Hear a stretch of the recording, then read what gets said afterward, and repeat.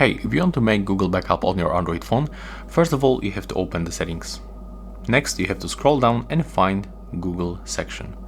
In my case it appears right here, so we have to open it, and here we have to select the account to create the backup. So I'm gonna switch for this one, and then we have to select backup. And as you can see right now, we've got at the bottom the option to backup using mobile data or the Wi-Fi data. So if you are not connected to the Wi-Fi and you still want to make the backup, you have to enable this function. And then you've got the backup details.